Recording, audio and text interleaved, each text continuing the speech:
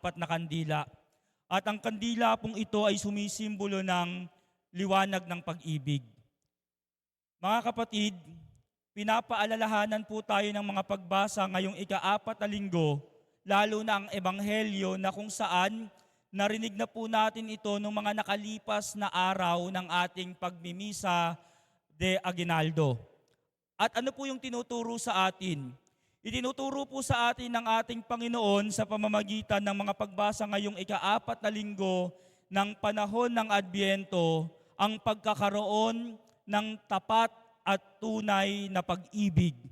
Uulitin ko po, itinuturo po sa atin ngayon ng ating Panginoon sa pamamagitan ng pagbasa at ng liwanag ng pag-ibig, ang pagkakaroon po natin ng tapat at tunay na pag-ibig sa halimbawa ni San Jose at pagpapaalala sa atin na ang Diyos ay laging sumasa atin. Bakit po? Bakit si San Jose? Mga minamahal kong kapatid, masarap magmahal. But the question is, gaano ka katapat magmahal? Ang Diyos, tapat magmahal sa tao. Ibinigay ang kanyang sarili, nagbuwis ng buhay para sa ating lahat. At ano ang tanda nito? Ang krus. Ang Diyos nag-alay ng buhay para sa ating lahat. Tapat siya sa kanyang mga pangako. Pero sa ating mga tao, gaano tayo katapat sa pagmamahal natin sa Diyos? Kailan lang ba natin minamahal ang Diyos? Kailan lang ba natin naaalala ang Diyos? Kapag ba may mga problema tayo sa buhay? Minsan o madalas kapag may problema tayo sa buhay, sinisisi pa nga natin ang Diyos. Tinatanong natin ang Diyos, okay lang yun sa Diyos? Pero tayo kaya,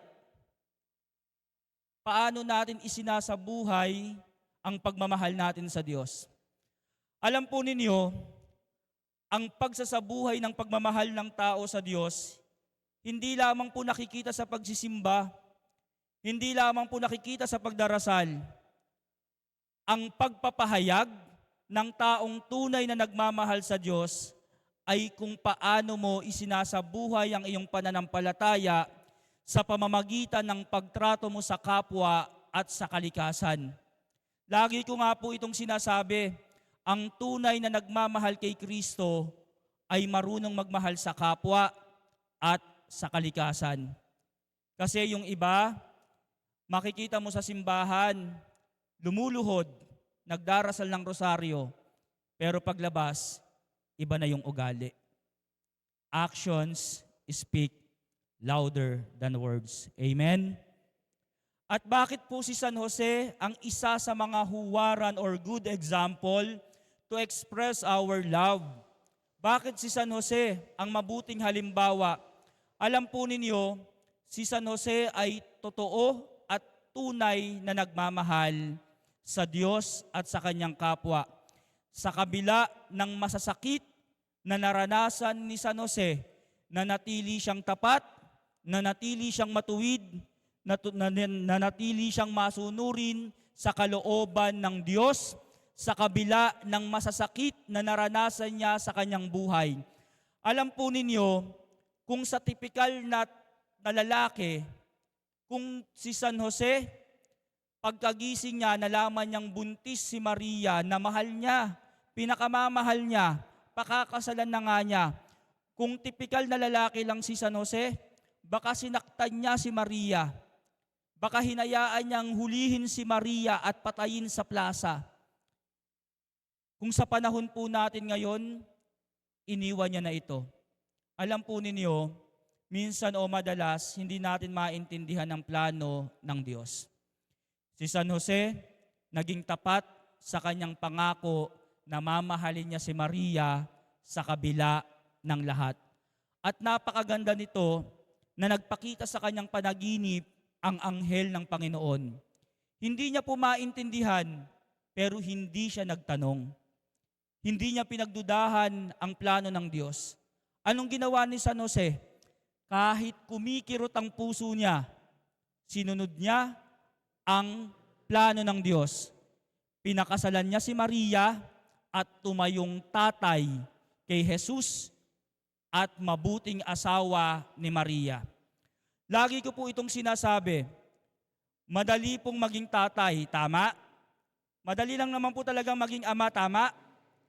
Pero ang mahirap ang magpakatatay. Marami ang naging tatay, pero hindi nagpakatatay sa kanyang mga anak at sa kanyang pamilya. Aminin man po natin o hindi, may mga kakilala tayong ganon. And even ask yourself, kung ikaw ay tatay na, kung ikaw ay may anak na, naging mabuti ka bang ama? Nagpapakatatay ka ba? Naging mabuti ka bang asawa? Madaling mag-asawa, madaling gumawa ng anak. But always the question is, nagpakatatay kaya ako? Naging mabuti ba akong ama? Mga minamahal kong kapatid, hindi po kasi sapat yung salitang maging magulang tayo. Bagkus, maging mabuting magulang tayo sa inyong mga anak at mabuting asawa sa inyong mga asawa. Maging tapat, be faithful, be loyal, be committed. And that is the example of Joseph. Sa panahon natin ngayon, kapag nasakta, nag-away, imbis na ayusin sa bahay, humahanap ng iba. To the point na masisira na ang pamilya. Kapag dumadating na kayo sa puntong ganito, warning na yan. Please, bumalik kayo kung paano kayo nagsimula bilang isang pamilya. Pahalagahan ninyo ang inyong pamilya bago pa ito masira ng tuluyan. At lagi nating tatandaan, sa lahat ng hamon ng buhay, hindi tayo iniiwan ng Diyos. Hindi po totoo yung isang kanta, natutulog ba ang Diyos? Pwede nating tanungin, but the truth is, never, hinding-hindi tayo tinutulugan ng Diyos. Bakit? Sabi sa Ebanghelyo, Emmanuel, God is with us. Sumasa atin lagi ang Diyos. Mga minamahal kong kapatid, lagi tayong kumapit kay Jesus.